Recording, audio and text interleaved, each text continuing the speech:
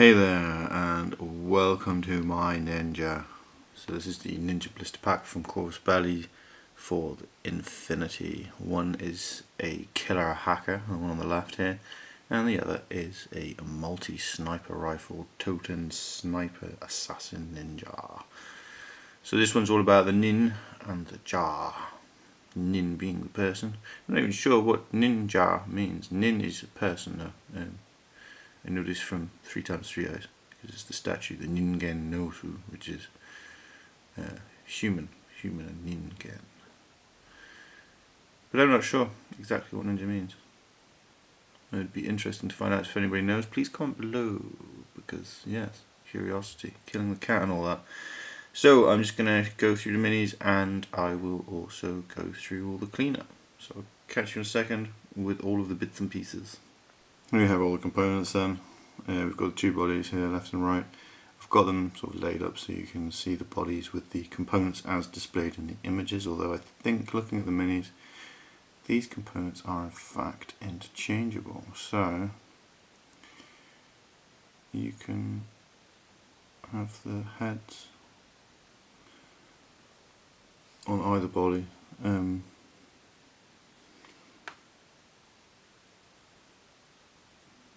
I think these are two different heads. Should be two different heads. But what's weird is in the picture it doesn't look like it comes out of the neck, but in this it looks like the sort of ponytail comes out of the nape of the neck. It does so on both actually. Maybe the heads are identical. No, they are different. They've got one's squarely and one's just got a curve to it, so they are different. The sniper rifle, you've got the sword for the sword belt for the sniper. The other arm on this arm links into the hand on the sniper rifle here. And then you've got a whole load of gunk with the sword arm and the other arm for the sword with toting ninja on the other side there. So next up I'm just going to go through all the flash and cleaning up process and just show you each piece as it goes before and as I clean it up. I'm going to clean these up simultaneously. I will paint them simultaneously mainly because they're ninja, they will essentially have the same paint job. The only Waban, who is the indication Infinity, the sort of ninja leader if you like, or a leader amongst ninjas, equivalent to a Yonin I think, or Jonin. Not quite sure how you meant to pronounce that, but whichever way is right, and you normally have, what is it Chunin, Genin, no, Genin, Chunin, Jonin, Yonin. Jonin, Yonin, I'm not sure whether the J's meant to be silent or not, you see, I think it's Jonin. I think it's Jonin. So you have like a ninja, which is the Genin, I believe, which is, again, if you notice, they'll have nin at the end, which means person. So, and I think Jonin is like, or Chunin is journeyman, and Jonin is like master or sort of lead ninja, if you like. So they're the sort of highest ranking ones. And I think the only Waban is like one of them. They're like, we are the dudes who tell all the other ninjas what to do and all the other ninjas report back to you. So I'll be back with you in just a second. As ever then, a really clean body here, very little in the way of problems. The thing I've really found is there's a cast line down the side, you can sort of just see it running down across this thigh and down the sort of nearest edge of the leg beneath the knee there.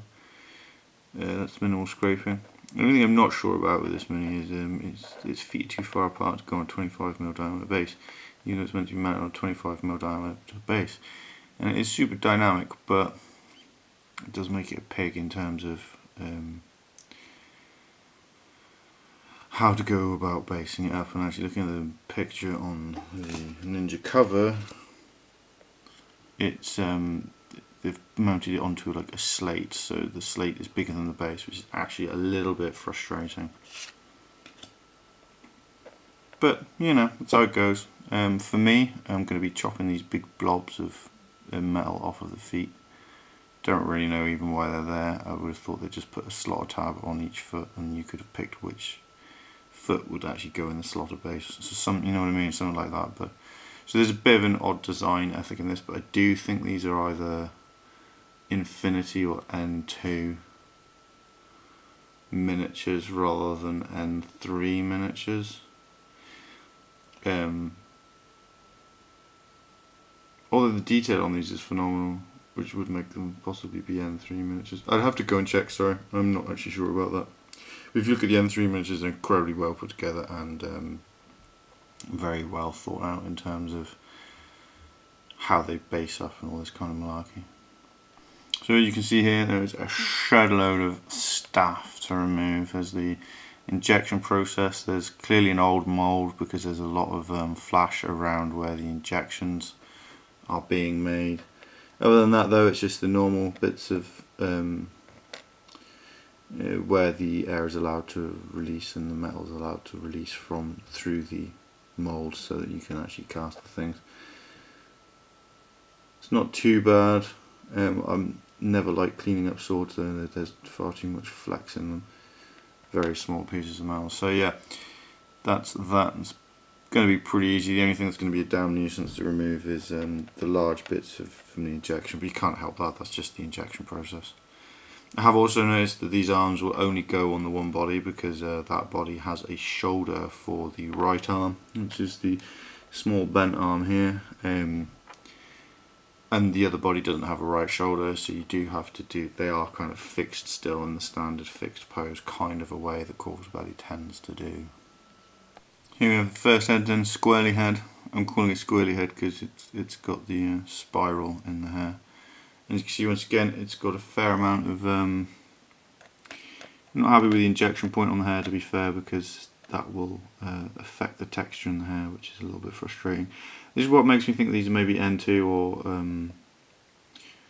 maybe even earlier ninjas. They don't look like earlier than N2, I don't think, but detail wise. In terms of the casting process they use at the moment in the N3 miniatures, they're very careful and they're very sophisticated with how they consider the assembly of their miniatures and also where the injection points are in order to keep the miniatures super clean and super good looking. I have been finding as I've been cleaning up that there's been like just, I don't know, all kind of bits and pieces, which leads me to think that the mould is old because it doesn't fit with me for the majority of stuff that I've done of theirs. In terms of the quality of casting, the casting is normally far superior to this, so I think this is just an old miniature with an old mould which is causing some imperfect casting. But as you can see, there's sort of flash on the chin, flashing up the back here, injection point, air out point, injection point. So it's a very messy piece of kit. So yeah, the body, we've just got a bit of flash on the foot here, on the other foot here, which you might not be able to see. But other than that, it's another piece of immaculate Corvus Belli casting. So onwards onto the other bits. Here we have the scabbarded ninja toe. Sorry, just get it there. And if I give him a flip, you can just see a whole load of flash running down here. And there is a cast line running along here. So again, not easy to see. And this is a ninja toe. You know it's a ninja toe by the fact that it has a square tsuba or handguard. Because the ninja toe had a square handguard. I believe it's so they could use the sword more like a tool, because often they would carry it with a length of cord attached to it, and they would put it down and stand on the tsuba and use it as like a foot up and then pull the sword up after them. Or alternatively, throw the sword and use the hilt as a sort of grapple effectively and then pull themselves up afterwards. Now, that might just be a myth, but it is something I read once, so who knows. Next. So the sniper rifle and sniper arm, injection point on the bottom of the magazine, it's not so difficult to deal with. Injection point top of the shoulder there, that's more of a pain. Curves are always more of a pain. Bit of what was it, just venting for the mould to allow the metal to run through. No cast lines that I've been able to find. I'm just going to have to get your fingers in. And again, other than those bits and pieces. It's pretty clean. There is a cast line on the other arm though, along down there. But yeah, again, pretty clean other than that. And finally is your head. It has a bit of a just air release just to allow the metal through the cast as ever. Injection point is on top of the head, not so bad. And in the case of this one, there is a slight line down the face mask that you can't really see. Even if I turn it to face you, see there, sort of in between the right hand side and centre eye as you're looking at it at the moment. So other than that though, it's all simple, sweet, good old Corvus Belli casting. So I'll get these assembled and cleaned up and I'll show you what they look like when I am done. Here we have it then, all glued up and cleaned up and ready for painting. You may be wondering why the one on the left's not actually stood entirely on the base, and it's because I'm using the bases to keep them stood upright, and when I was removing the big lumps of metal from my feet I accidentally I twisted the metal. It's white metal, right? As soon as white metal shears, it tends to tear straight off. And that's what I did to her foot. So the left hand foot is actually just super glued in place, so I'm going to try and avoid sticking that to anything. But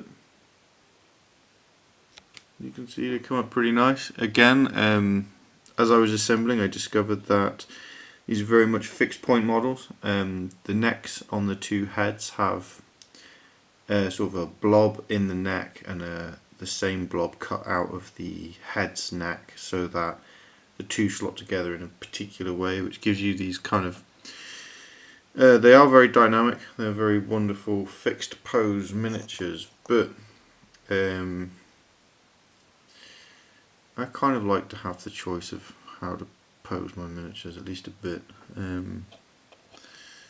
Although they do make for incredibly good looking miniatures, but it means that everybody ends up with exactly the same miniature pretty much. There's very little variety between different people's minis, and I must say I'm not a fan of that specifically. But then again, paint jobs make differences, and I suspect not tons of people buy these ninjas because ninjas aren't exactly crack shots, and so ninjas as snipers, they're not the best choice for the job, shall we say.